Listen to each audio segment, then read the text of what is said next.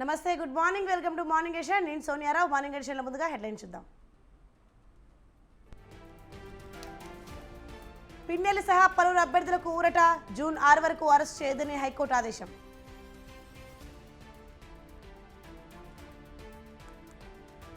పిన్నెల్లి వీడియోను నిర్ధారించకుండానే ప్రశ్నల. మాచర్ల ఘటనపై ఈసీని ప్రశ్నించిన సజ్జల.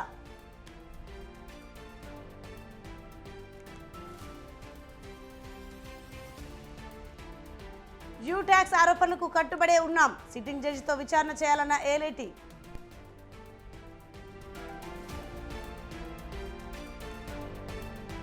ఇండియా కూటమితే అధికారమన్న రాహుల్. ఎన్నికల్లో గెలిస్తే ప్రధాని ఎవరంటూ అమిత్ షా ప్రశ్న.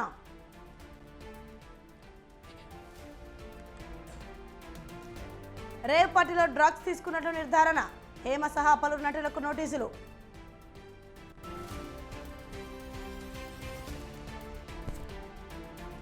క్షిపణులతో విరుచుకుపడిన రష్యా. 7 ఉక్రెయిన్ పౌరులు మృతి.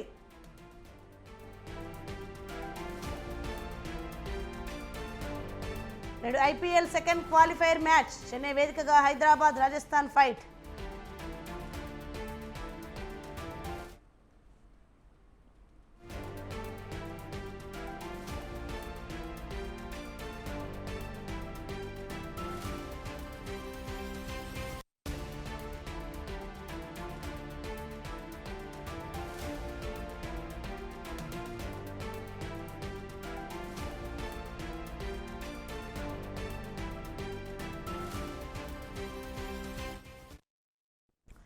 బ్రేకింగ్ న్యూస్ చూస్తున్నాం మనం. ఈవీఎం ధ్వంసం కేసులో మాచర్ల వైసీపీ ఎమ్మెల్యే పిన్నెల్లి రామకృష్ణారెడ్డికి ఏపీ హైకోర్టులో ఊరట లభించింది.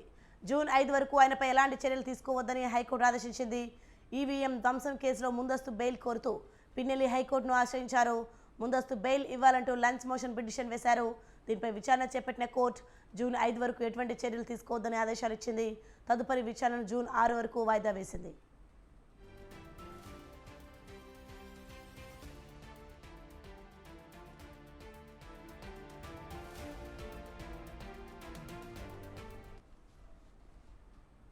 బ్రేకింగ్ న్యూస్ చూస్తున్నా మనం. ఈ నెల 13న పోలింగ్ సందర్భంగా పాల్వాయి గేటు పోలింగ్ కేంద్రంలో ఈవీఎంను పిన్నెల్లి నేలకేసి కొట్టిన వీడియో ఈ నెల 21 వెలుగులోకి వచ్చింది. దీనిపై కేంద్ర ఎన్నికల సంఘం ఆగ్రహం వ్యక్తం చేయడంతో పిన్నెల్లి కోసం ప్రత్యేక బృందాలతో గాలింపు చర్యలు చేపట్టారు. హైదరాబాద్లో ఉన్నారన్న సమాచారంతో ఏపీ, తెలంగాణ పోలీసులు ఆయన కోసం గాలిస్తున్నారు. రైట్, ఇదే అంశానికి సంబంధించి మరింత సమాచారం మా ప్రతినిధి వీరస్వామి ఫోన్ లైన్లో అందిస్తారు. వీరస్వామి, చెప్పండి. ఈవీఎం ధ్వంసం కేసులో మాచర్ల వైసీపీ ఎమ్మెల్యే పిన్నెల్లి రామకృష్ణారెడ్డికి ఏపీ హైకోర్టు ఊరట లభించినట్లు చూస్తున్నాం. దీనిపైన అప్డేట్స్ ఏంటి?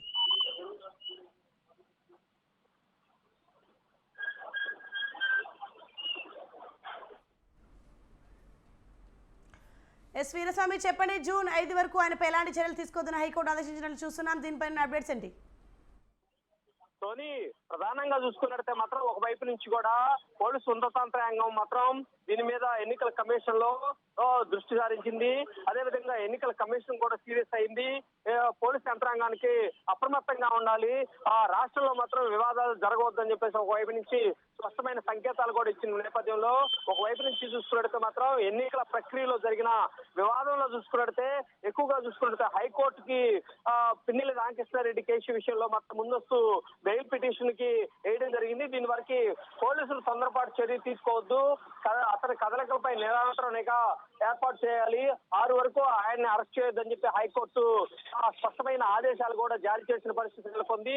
దీంతో పాటు చూసుకున్నట్టు మాత్రం నలుగురితో కూడా ఎవరైతే ఉన్నారో వాళ్ళతో తిరగవద్దు అని చెప్పేసి హైకోర్టు ఆదేశాలు జారీ చేశారు. అదే విధంగా చూసుకున్నట్టు మాత్రం సాక్షులు మాత్రం ప్రభావితం చేయొద్దు, అదేవిధంగా వారందరి విషయంలో మాత్రం జోక్యం చేసుకోవద్దు, వాళ్ళని భయపెట్టి భయభ్రాంతులకు గురి చేయొద్దు అని చెప్పేసి ఒక ఆదేశాలు కూడా జారీ చేసిన పరిస్థితి నెలకొంది. దీంతో పాటు కూడా చూసుకున్నట్టు మాత్రం న్యాయమూర్తి కూడా స్పష్టమైన సంకేతాలు కూడా చెప్పడం జరిగింది. అదే విధంగా చూసుకుంటే ఇలాంటి కేసుల్లో దాదాపు 4 ఎమ్మెల్యేలకి కూడా ఇలాంటి ఎన్నికల ప్రక్రియలో ఉన్న ప్రతిపక్ష నేతలే కానీ అధికార పార్టీ నేతలకు కానీ సంబంధించి కూడా వాళ్ళందరికీ కూడా ఇది వర్తిస్తుంది.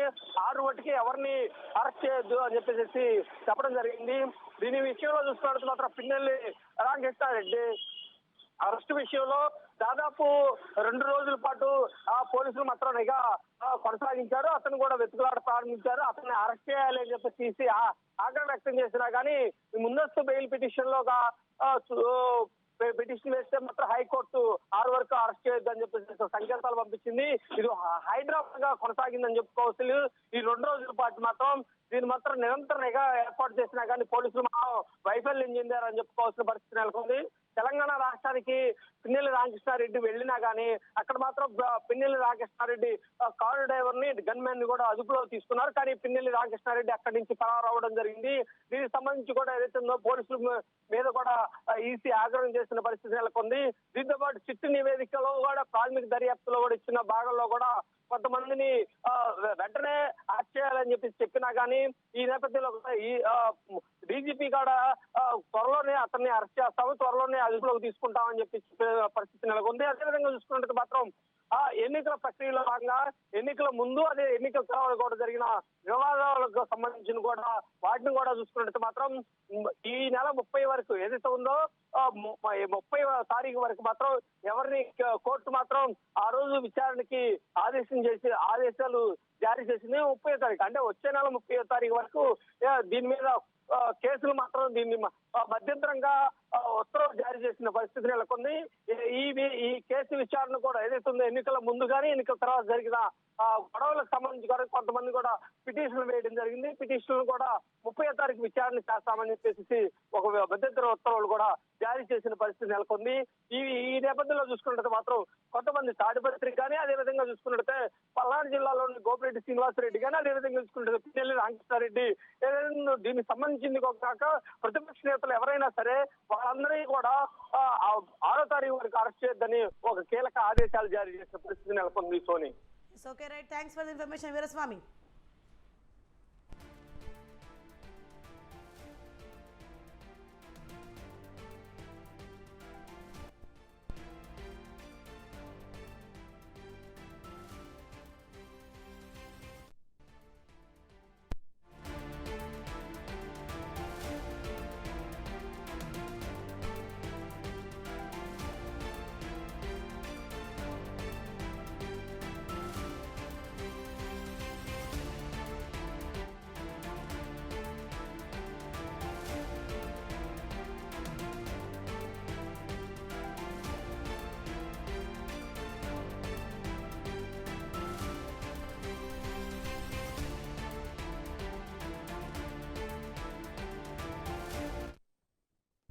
మరొక బ్రేకింగ్ న్యూస్ మనం చూస్తున్నాం. బాపట్ల జిల్లా మాచల నియోజకవర్గం తుమ్మూరు కోటలో ఈవీఎంలను ధ్వంసం చేసిన వీడియోలను విడుదల చేశారు వైసీపీ ప్రధాన కార్యదర్శి సజ్జల రామకృష్ణారెడ్డి. టీడీపీ నేతలు పులిపాటి నాగేశ్వరరావు, బూత్ ఏజెంట్ నరసింహారావు ఈవీఎంలను ధ్వంసం చేశారని సజ్జల ఆరోపించారు. మాచర్ల ఘటనపై తీవ్రంగా స్పందించిన సజ్జల ట్విట్టర్ వేదికగా ఈసీకి కొన్ని ప్రశ్నలు సంధించారు. పాల్వాయి ఘటన నిజమైనదే అంటూ ఎన్నికల సంఘం ప్రకటిస్తుందా? ఆ వీడియో నిజమైనదేనా కాదా అనేది నిర్ధారించకుండానే ఎన్నికల సంఘం చర్యలు తీసుకుంటుందా? ఒకవేళ నిజమైతే ఆ వీడియో సోషల్ మీడియాలోకి ఎలా వచ్చిందంటూ సజ్జల ప్రశ్నించారు. మాచర్ల నియోజకవర్గంలో 7 ఘటనలు జరిగాయని ఈసీఏ చెప్తోందని, అలాంటప్పుడు ఒక్క వీడియో మాత్రమే ఎలా లీక్ చేస్తారంటూ ప్రశ్నించారు. ఈసీకి చిత్తశుద్ధి ఉంటే 7 ఘటనల వీడియోలను ఎందుకు బయట పెట్టలేదని ప్రశ్నించారు.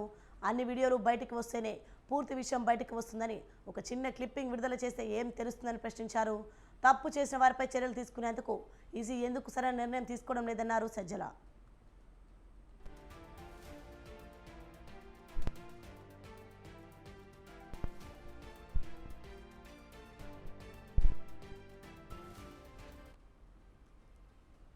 ఆంధ్రప్రదేశ్లో నెట్వర్క్ ఆసుపత్రుల సమ్మె కొనసాగుతోంది. ఏపీలో బుధవారం నుంచి ఆరోగ్యశ్రీ సేవలు నిలిచిపోయాయి. ఆరోగ్యశ్రీ ట్రస్ట్ సీఈఓ నెట్వర్క్ ఆసుపత్రులతో జరిపిన చర్చలు విఫలమయ్యాయి. మార్చి 31 వరకు ఉన్న పెండింగ్ బిల్లులు చెల్లిస్తేనే ఆరోగ్యశ్రీ సేవలు అందిస్తామని నెట్వర్క్ ఆసుపత్రులు పేర్కొన్నాయి. అయితే ఏపీ ప్రభుత్వం నెట్వర్క్ ఆసుపత్రులకు 203 కోట్ల బిల్లులు చెల్లించేందుకు అంగీకరించింది. అయితే ఈ నిధులు కనీసం 1 నెల బిల్లు కూడా కాదని తక్షణమే 800 కోట్ల బకాయిలు చెల్లించాలని కోరాయి.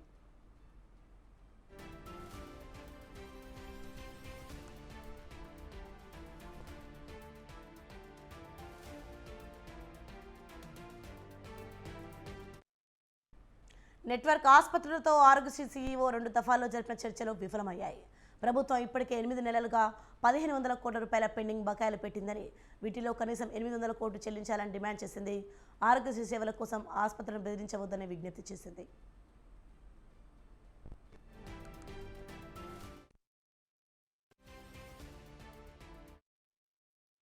రాష్ట్రంలోని ప్రైవేట్ నెట్వర్క్ ఆసుపత్రుల్లో ఆరోగ్యశ్రీ సేవలు నిలిచిపోవడంతో రోగులు ఆందోళన వ్యక్తం చేస్తున్నారు. 3 రోజులుగా ఆరోగ్యశ్రీ సేవలు నిలిపివేయడంతో రోగులు తీవ్ర ఇబ్బందులు పడుతున్నారు. పెండింగ్ బిల్లులు చెల్లించే వరకు వైద్య సేవలు అందించమని నెట్వర్క్ ఆసుపత్రులు స్పష్టం చేశాయి. ప్రభుత్వం 1500 కోట్లకు పైగా ఆరోగ్యశ్రీ నిధులు పెండింగ్లో పెట్టిందని, ఆ బిల్లులు చెల్లించే వరకు కొత్త కేసులు చేర్చుకోమని తెలిపాయి.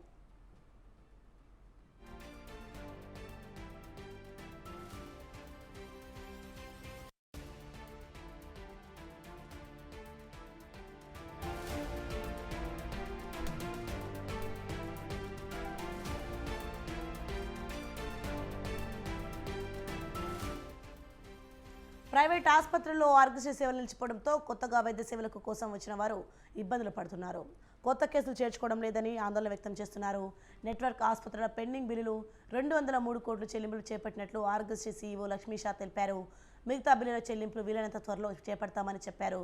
అయితే ప్రజలను ఇబ్బంది పెట్టకుండా సహకరించాలని ప్రైవేట్ ఆసుపత్రులను విజ్ఞప్తి చేశారు. రైట్, ఇదే అంశానికి సంబంధించి మరింత సమాచారం మా ప్రతినిధి సంతోష్ ఫోన్లలో అందిస్తారు. సంతోష్, చెప్పండి. ఆంధ్రప్రదేశ్లో నెట్వర్క్ ఆసుపత్రుల సమ్మె కొనసాగుతుంది. ఏపీలో మొత్తానికి బుధవారం నుంచి ఆరోగ్యశ్రీ సేవలు నిలిచిపోయాయి. దీనిపైన అప్డేట్స్ ఏంటి? ఏపీలో ఏదైతే ఆరోగ్య సేవలు అయితే కనుక నిలిపివేస్తామంటూ కూడా గత 2 రోజులు అయితే కనుక ప్రభుత్వానికి ఇటు నోటీసులు ఇవ్వడంతో ఇక 2 రోజుల క్రితం 203 కోట్ల రూపాయలు అయితే కనుక బకాయిలు విడుదల చేయడం కూడా జరిగింది. అయితే ఈ నేపథ్యంలోనే వేల కోట్ల పెండింగ్ లో ఉంటే మాత్రం ఇక తక్కువ మొత్తంలో ఇచ్చినటువంటి ఈ యొక్క నిధులు సరిపోవంటూ కూడా నెట్వర్క్ ఆసుపత్రుల్లో అయితే కనుక వారి యొక్క నిరసనని తెలియజేయడం కూడా జరిగింది. ఇక ఈ సమ్మె అనేది కూడా ఇంకా కొనసాగుతూనే ఉంది. ఎవరైతే పేదలు చేపించుకుంటున్నటువంటి వైద్య సదుపాయాలు ఏవైతే ఉంటాయో ఈ ఆరోగ్యశ్రీ ద్వారా ఈ నెట్వర్క్ హాస్పిటల్లో అయితే కనుక ప్రస్తుతం అయితే సేవలు పనిచేయట్లేదు. అదే విధంగా ఎవరైతే ఇటు తెలియక ఆరోగ్యశ్రీ హాస్పిటల్కి వచ్చి తమ సేవలు వినియోగించుకునేందుకు కూడా వస్తున్నప్పటికీ కూడా ఇక ఆసుపత్రులు మాత్రం కూడా వెనకడుగు వేస్తున్న పరిస్థితులు కూడా కనబడతా ఉన్నాయి. ఆ యొక్క ఏదైతే వారి ఆరోగ్య సమస్యలతో వస్తున్నారో ఆ సమస్యలకి ఆరోగ్యశ్రీ లేదంటూ కూడా వెనక్కి తిప్పివేస్తున్న పరిస్థితులు కూడా ఇక ఏపీలో చూస్తున్నాము. ఏదేమైనప్పటికీ ఈ యొక్క సమ్మె అనేది కూడా ఇక కొనసాగుతుందో ఇటు పేదలు ఎవరైతే ఆరోగ్యశ్రీ వినియోగించుకునేటువంటి పేదలు అయితే కనుక వస్తున్న నేపథ్యంలో వారికి అయితే కనుక అనేక ఇబ్బందులకు గురవుతున్న పరిస్థితులు కూడా కనబడతా ఉన్నాయి. ఏదేమైనప్పటికీ ఇక ఈ ఆరోగ్యశ్రీ సమస్య ఎప్పుడు ఇది తగ్గుతుందా అన్న దానిపై అయితే కనుక ఇక పేదలైతే కనుక ఆందోళన చెందుతున్న పరిస్థితి కనబడతా ఉన్నాయి. ఇప్పటికే కూడా ఎవరైతే ఆరోగ్యశ్రీ ద్వారా ఇటు హాస్పిటల్లో వైద్యం చేయించుకుంటున్నారో వారికి మాత్రం కూడా వైద్య సదుపాయం కల్పిస్తా ఉన్నారు. ఇక మొన్నటి నుంచి సమ్మె చెప్పిన దగ్గర నుంచి కూడా వచ్చిన వారికి మాత్రం ఇక ఆరోగ్యశ్రీ సేవలు అనేది కూడా లేవంటూ కూడా వెనక్కి తిప్పుతున్న పరిస్థితులు కనబడతా ఉన్నాయి. దీంతో పేషెంట్లు గందరగోళానికి గురవుతున్న పరిస్థితులు కూడా కనబడతా ఉన్నాయి. ఏదేమైనప్పటికీ ఇక లక్షల్లో చేపించుకోవాల్సినటువంటి వైద్యాన్ని ఇప్పుడు ఆరోగ్యశ్రీ లేకపోవడంతో పేదలందరూ కూడా పెద్ద ఎత్తున ఆందోళనతో వెనుతిరిగి వెళ్తున్న పరిస్థితులు కూడా కనబడతా ఉన్నాయి. ఏదేమైనప్పటికీ ఇటు నెట్వర్క్ ఆసుపత్రులు దిగి వస్తాయా లేదంటే ప్రభుత్వం ఎలాంటి నిర్ణయం తీసుకుంటుందా అన్న దానిపై అయితే కనుక ఇటు ఏదైతే పేదలు ఉంటారో వారు మాత్రం పెద్ద ఎత్తున అయితే కనుక వేచి చూస్తున్న పరిస్థితులు కూడా కనబడతా ఉన్నాయని చెప్పుకోవాలి. Thanks for information Santosh.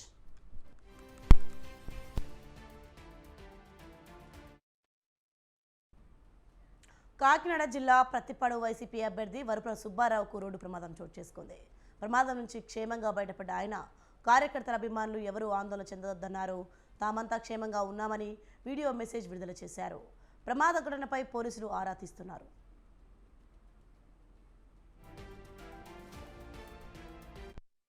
ఇది కారు యాక్సిడెంట్ అయింది. ఎవరికి ఏ రకమైన ప్రమాదం జరగలేదు. ఎవరు ఆతురత పడలేదు. దయచేసి ఎవరు కూడా రావడానికి కూడా ప్రయత్నం చేయొద్దు. నేను కాకినాడలో ఉన్నాను. అప్పుడు వచ్చిన తర్వాత అందరినీ నేను కలుగుతానని చెప్పేసి ప్రత్యేక మనం చేస్తున్నాను. ఎవరు కూడా ఏ రకమైనటువంటి విధానం కూడా పడకుండా ధైర్యంగా ఉండండి. ఎవరికి కూడా ఎవరికి ఏ రకమైన ప్రమాదం జరిగిన విధానం లేదు. చాలా అదృష్టంగా కూడా బయటపడ్డాం. ఇది కారు యాక్సిడెంట్ అయింది. ఎవరికి ఏ రకమైన ప్రమాదం జరగలేదు. ఎవరు ఆతురత పడలేదు. దయచేసి ఎవరు కూడా రావడం 2024 లోక్సభ ఎన్నికలు ముగింపు దశకు చేరుకుంటున్నాయి. రేపు 6 రాష్ట్రాలు 2 కేంద్రపాలిత ప్రాంతాలలో 6వ దశలో 58 నియోజకవర్గాలకు ఎన్నికలు జరుగుతున్నాయి. దేశ రాజధాని ఢిల్లీలోని 7 నియోజకవర్గాలు, హర్యానాలోని మొత్తం 10 స్థానాలకు 6వ దశలో ఎన్నికలు జరగడం విశేషం. హర్యానా మాజీ ముఖ్యమంత్రి మనోహర్ లాల్ ఖట్టార్ ఈసారి లోక్సభకు పోటీ చేస్తున్నారు. బరిలో ఉన్న ప్రముఖుల్లో మేనకా గాంధీ, నవీన్ జిందాల్, రాజ్ బొంబర్ వంటి వారు ఉన్నారు. ఢిల్లీ ఎన్నికలు బీజేపీకి ఆప్కు ప్రతిష్టాత్మకంగా మారాయి. దీంతో అటు బీజేపీ, ఇటు ఆమ్ ఆద్మీ పార్టీ, కాంగ్రెస్ హోరాహోరీగా పోటీ పడుతున్నాయి.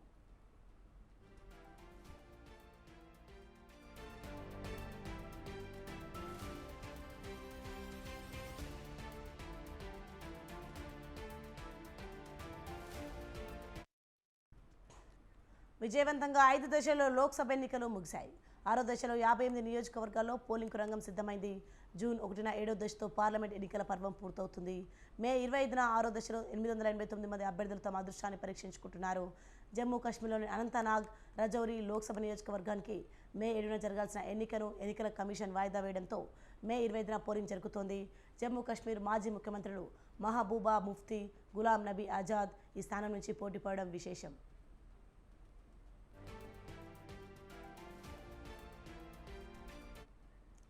6వ దశలో బీహార్లో 8 నియోజకవర్గాలు, హర్యానాలో 10, జార్ఖండ్లో 4, ఒడిశాలో 6, ఉత్తరప్రదేశ్లో 14, పశ్చిమ బెంగాల్లో 8, ఢిల్లీలో 7 నియోజకవర్గాలు, జమ్మూ కాశ్మీర్ ఒక స్థానానికి ఎన్నికలు జరుగుతున్నాయి.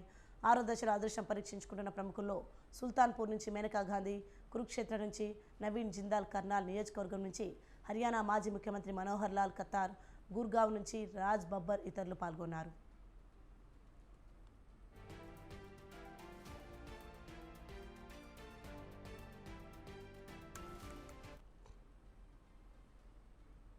జస్టిస్ అభిజిత్ గంగోపాధ్యాయ, సయాన్ బెనర్జీ, సౌమేందు అధికారి వంటి వారు ఉన్నారు. ఉత్తరప్రదేశ్లో కీలకమైన అలహాబాద్, అజంగఢ్, ప్రతాప్గఢ్, అంబేద్కర్ నగర్, బస్తీతో సహా 14 నియోజకవర్గాలకు ఎన్నికలు జరుగుతున్నాయి. బీజేపీ, ఎస్పీ, కాంగ్రెస్ నుంచి హేమాహేమీలు గోదాలో నిలుస్తారు. 7 దశలో జూన్ 1న మిగతా 50 నియోజకవర్గాలకు ఎన్నికలు ముగిస్తే 2024 లోక్సభ ఎన్నికలు పూర్తవుతాయి. జూన్ 4న దేశవ్యాప్తంగా ఫలితాలు ప్రకటించనున్నారు.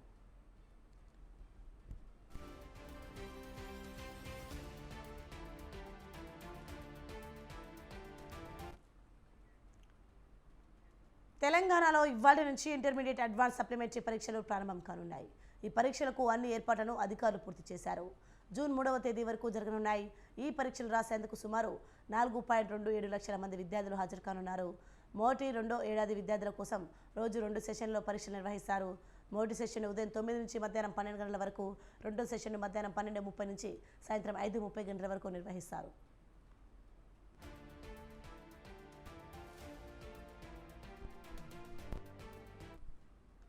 మరోవైపు తెలంగాణలో ఇవాళ పాలీసెట్ ప్రవేశ పరీక్షలు నిర్వహించనున్నారు. ఉదయం 11 నుంచి మధ్యాహ్నం 1:30 గంటల వరకు పరీక్ష నిర్వహిస్తారు. ఇందుకోసం 56,764 మంది ఎంపీసీ, 36,044 మంది బైపీసీ విద్యార్థులు హాజరు కానున్నారు. ఈ పరీక్ష కోసం 259 కేంద్రాలు ఏర్పాటు చేశారు.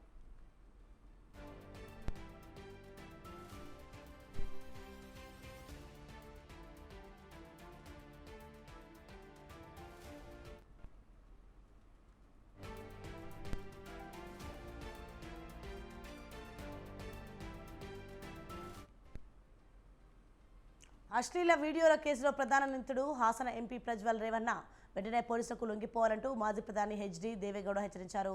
తన సహనానికి పరీక్ష పెట్టవద్దన్నారు. కొన్ని వారాలుగా తన గురించి, తన కుటుంబం గురించి పలువురు అత్యంత హీనంగా మాట్లాడుతున్నారని, ఇలా మాట్లాడే వారిని నియంత్రించే ప్రయత్నం చేయనన్నారు. ప్రజ్వల్ చేసిన పనులు, అతని విదేశీ ప్రయాణ వ్యవహారం తెలియదంటూ ప్రజలను నమ్మించడం సాధ్యం కాదని చెప్పారు. ఆత్మసాక్షికి, దేవుడికి మాత్రమే సత్యం తెలుసని నమ్మగలనని అన్నారు. ఇంతకాలం ప్రజ్వల్ కారణంగా ఎంతో బాధ అనుభవించిన తన కుటుంబ సభ్యులు, సహోద్యోగులు, కార్యకర్తలకు నచ్చజెప్పేందుకు ఇంత సమయం పట్టిందని చెప్పారు. ఇక సహనాన్ని పరీక్షించకుండా పోలీసులకు లొంగిపోవాలని ప్రజ్వల్ను హెచ్చరించారు. చట్ట ప్రకారం దోషి అని తేలితే శిక్ష అనుభవించాలని, తాను పోలీసుల విచారణకు అడ్డు తగలనని అన్నారు. ప్రజ్వల్ నిజంగా తప్పు చేసి ఉంటే బాధితులకు న్యాయం దక్కేలా చేయటమే తన లక్ష్యమని ప్రకటనలో పేర్కొన్నారు మాజీ ప్రధాని దేవేగౌడ.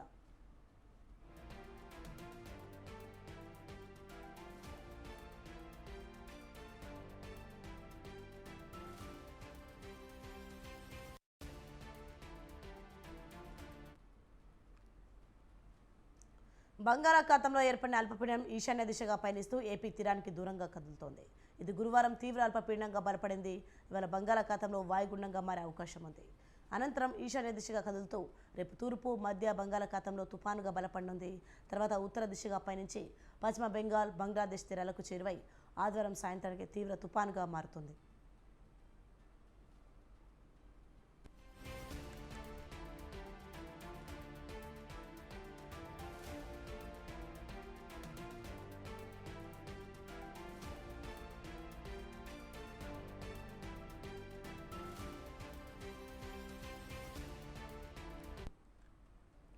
దీని ప్రభావంతో ఈ నెల 26, 27 తేదీల్లో పశ్చిమ బెంగాల్, ఉత్తర ఒడిశా, మిజోరాం, త్రిపుర, మణిపూర్ రాష్ట్రాల్లోని పలు జిల్లాల్లో అతి భారీ వర్షాలు కురుస్తాయని భారత వాతావరణ శాఖ తెలిపింది.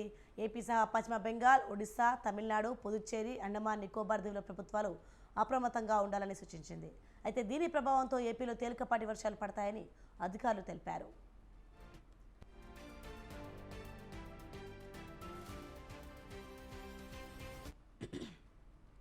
మరోవైపు అరేబియా సముద్రంలో కేరళ తీరానికి సమీపంలో అల్పపీడనం ఏర్పడింది. దీని ప్రభావంతో కేరళ, తమిళనాడు రాష్ట్రాల్లో అతి భారీ వర్షాలు కురుస్తున్నాయి. తమిళనాడు, కేరళ, కర్ణాటక రాష్ట్రాల్లో భారీ నుంచి అతి భారీ వర్షాలు కురుస్తాయని ఐఎండీ వెల్లడించింది. బంగాళాఖాతంలో అల్పపీడనం కారణంగా నైరుతి రుతుపవనాలు చురుగ్గా కదులుతున్నాయి. గురువారం అరేబియా సముద్రం, మాల్దీవులు సహా పరిసర ప్రాంతాలకు విస్తరించాయి. ఈ నెలాఖరుకు కేరళను తాకుతాయని అధికారులు అంచనా వేస్తున్నారు.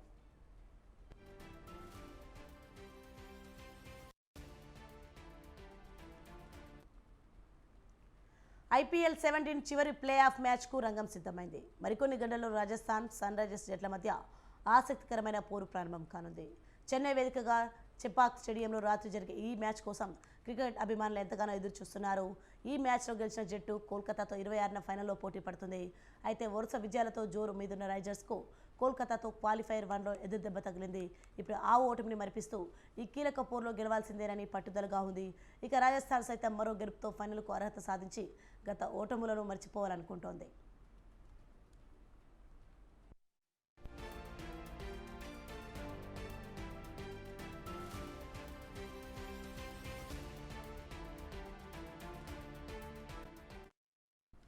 సన్ రైజర్స్ జోరుకు ఆ జట్టు ఓపెనర్లు ట్రావిడ్ హెడ్, అభిషేక్ శర్మల మెరుపు ఆట తీరే కారణం.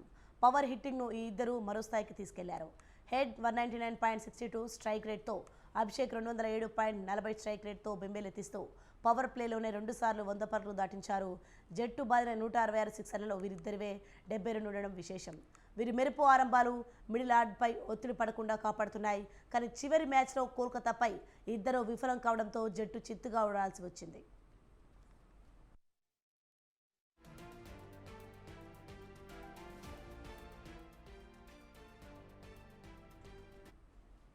సన్ రైజర్స్తో పోలిస్తే రాజస్థాన్ బ్యాటర్లు విధ్వంసకరంగా కనిపించకపోయినా వీరి విజయాల్లో బౌలర్లు కీలక పాత్ర పోషిస్తున్నారు.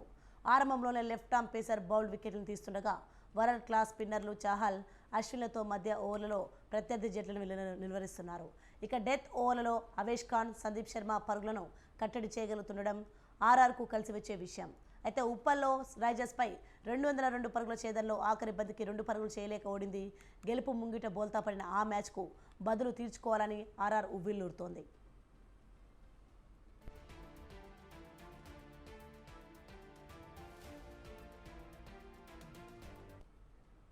ఇక నేటి మ్యాచ్కు వర్షం నుంచి ఎలాంటి అంతరాయం లేదు. వేడితో పాటు తేమ తక్కువగా ఉండనుంది.